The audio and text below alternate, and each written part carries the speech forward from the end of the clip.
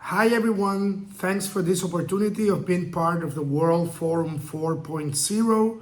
My name is Javier Hernández. I am the Dean of the School of Arts, Design and Creative Industries at the Universidad del Sagrado Corazón in Puerto Rico.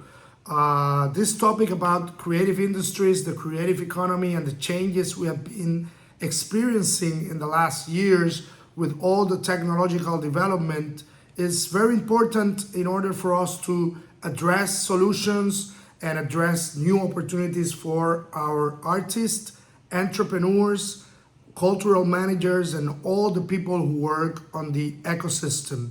We are experiencing a lot of changes, it's rapid changes, and we need to react in order to be innovative and to provide solutions for the creative economy, because we know that this is a great opportunity for countries to grow through their creative talent and intellectual property. In my lecture, I will try to share some of the reality, the context, and the experiences we had in Puerto Rico dealing with the creative industries in recent times. I understand that every country has their own context, but it is important to share all of these experiences so we can share the best practices and collaborate in order for artists and creatives to have more opportunities for success. One of the things that have been very important is that technological changes have had dramatic changes in the value chain of the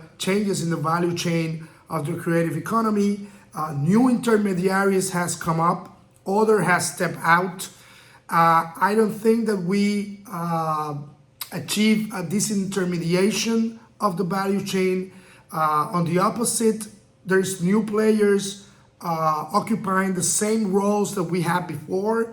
Think about the creative industry of the music, where we have the major labels and now we have the major platforms, the film industries where we have the big production companies and the TV companies, and now we have the digital platforms for streaming. So it's a process that makes changes in the business model. So we need creatives to understand the new deal in these industries.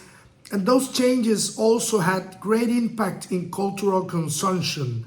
And we have to be sure that we address the cultural policy aspects of access and participation in arts at all levels and at all dimensions of society. So that represents a new challenge for people to access contents. And at the same time, we have to deal with the balance between the digital and the traditional, maybe analog approach to the arts. We have the case of visual arts, where you have experienced all the technological development of NFTs and all the new models that come across that. But at the same time, you have the importance of arts into public spaces, public art, its role in urban development. You have traditional cultural spaces as museums, galleries.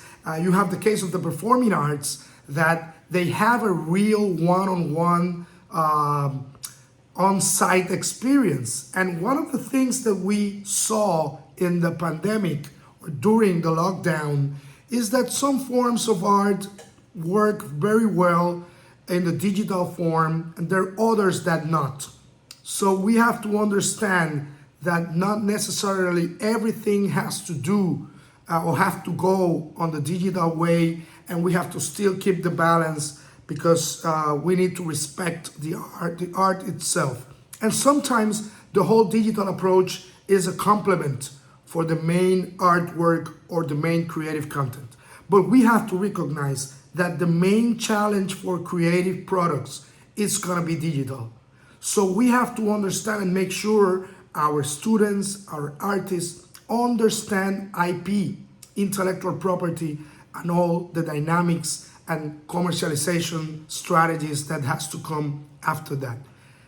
In the case of Puerto Rico, we have to understand that we're coming from this dramatic digital changes, but at the same time, we have been experiencing a lot of emergency and recurrent crises. We had hurricanes, we had earthquakes, we had COVID, we had economic crisis, political crisis. So sometimes it's very difficult to navigate in that context. So resilience in terms of how do you mitigate risk, it's something very important that we have to promote in our creative community.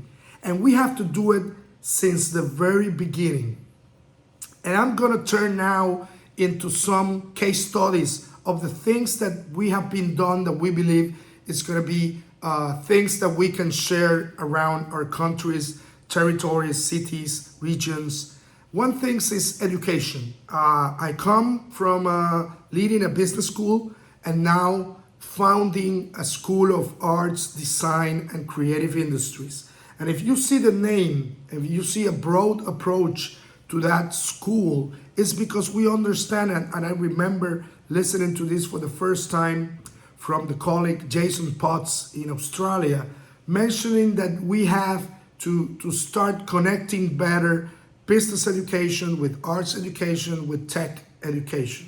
So how do you put, if you put the hypothesis is that if you put everything together, collaborating at the same space with the same curricular structure, probably they will be more able to develop what we call the creative professional profile.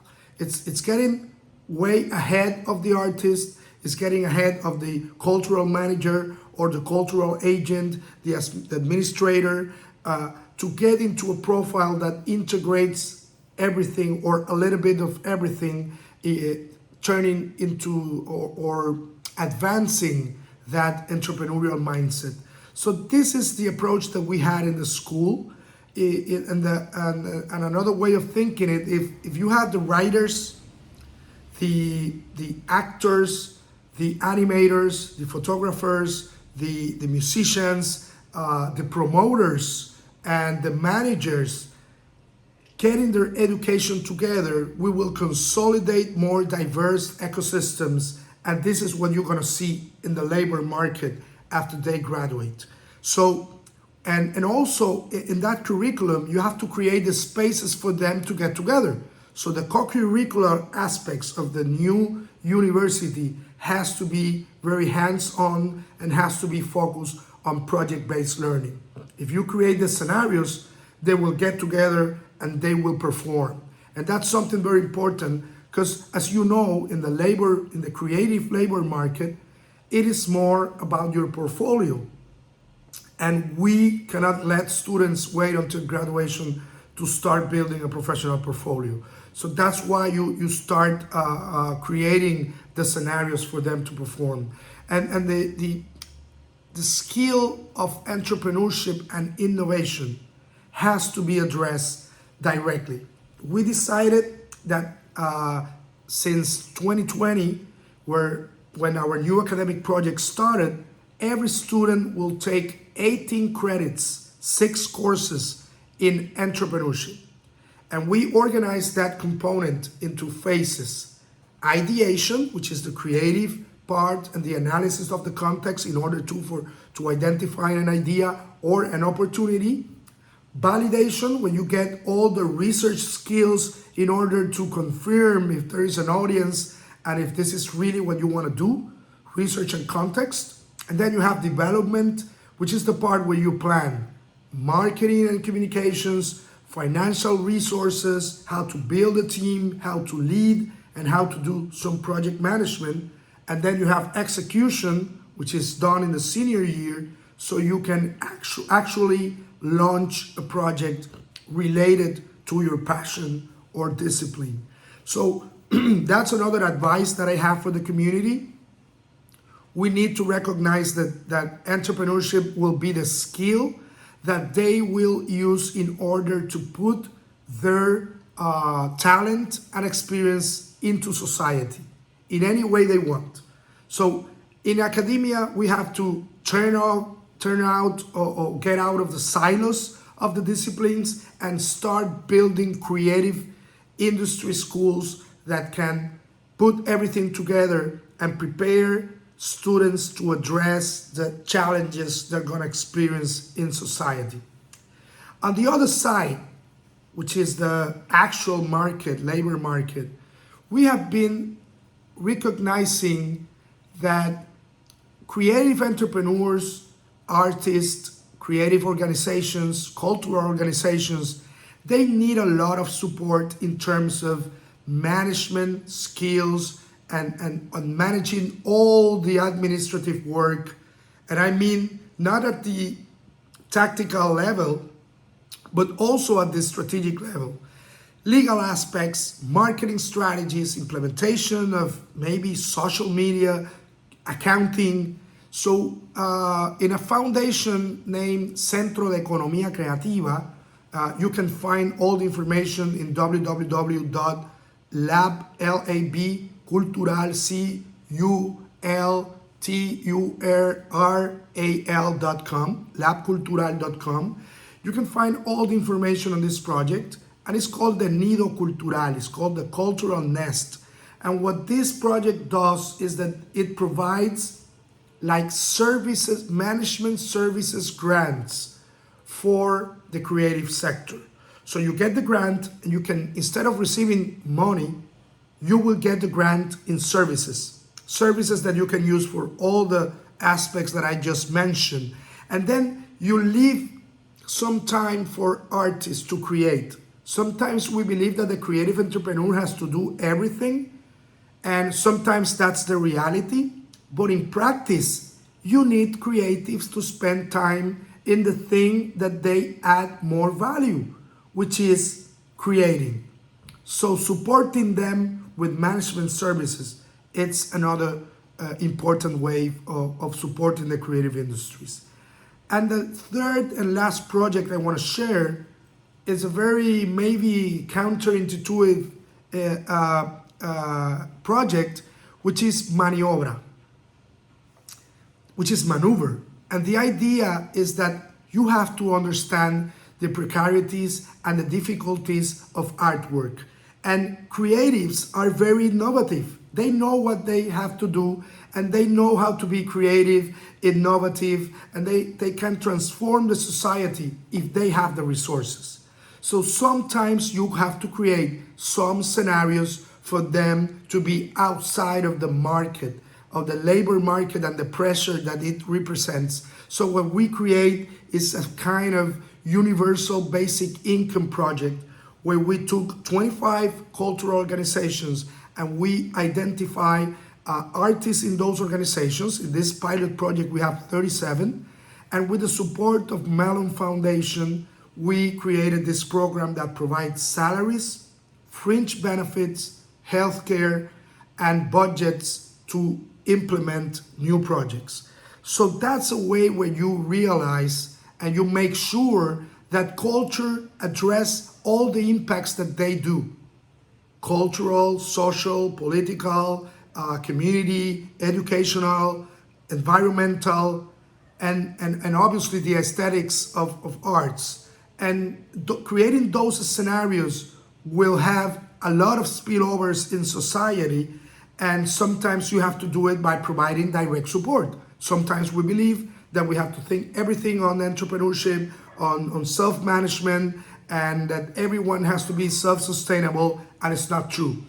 That's where all the components of the cultural and creative ecosystem gets together and balance itself. Academia, civil society, philanthropy, government, private sector. So in general, those are some examples I want to share: how to address in the university, management, shared services, and labor justice for artists and creative economy.